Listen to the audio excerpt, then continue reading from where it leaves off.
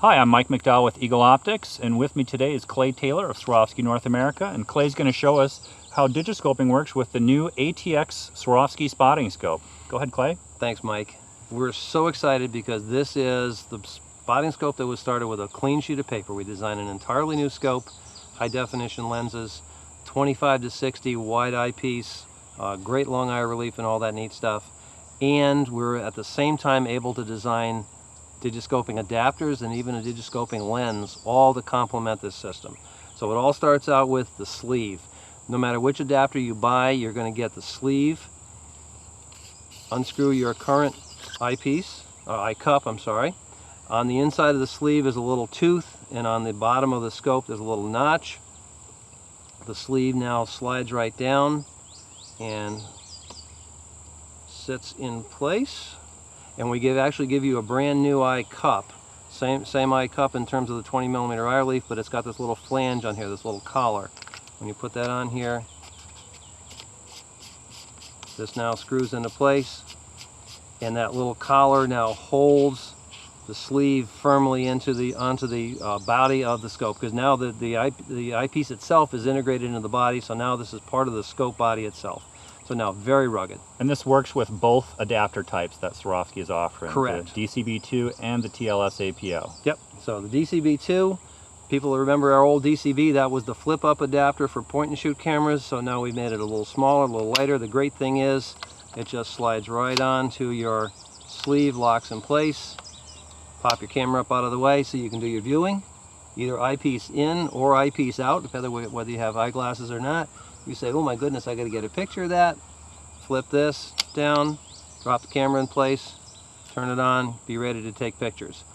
One of the things you always need to remember is have your camera set up before you get into the field, because if all of a sudden the neat bird lands over there, you can't be fumbling trying to get the camera onto it.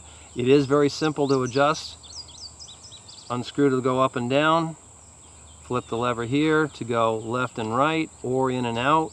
You want to basically get your lens as close to being centered and as close to the eyepiece as possible to get the best image. And then again, pop it up out of the way for viewing. Back in place for photography. You can loosen this up and go to portrait or horizontal, any mode you want to do. Lock it back in place. If it starts to rain or something like that, or you're going to put it back in the car, everything pops back off and the camera stays right in place, all lined up. So for point-and-shoot cameras with small lenses, or even the mirrorless SLRs with a fairly compact lens like a pancake lens, this will work nicely. If you do have a mirrorless camera though, an interchangeable lens camera, there is a better option, and that's called the TLS APO. And what we did here was we designed a lens for Digiscoping. This is a first. Any camera lens has never been designed to go behind a scope eyepiece. Scopes were never designed to have camera lenses behind them. This entire optical unit was all designed at once. So now this is an integrated system, optical system, is a 30mm focal length lens. So when I put it on like my Pentax here, I can actually take a picture of you. And it takes a picture. It's a 30mm lens, but when I'm looking through my scope and say, ooh, I've got to get a picture of that, this now slides in, locks in place, and I'm starting at about 1200mm. And with my zoom of my scope, because I have my zooming available on the scope here, I can get up to 2700mm focal length. That's amazing. The cool thing is the image quality is just outstanding because they were all designed to work together. The beautiful thing is you can go vertical, horizontal.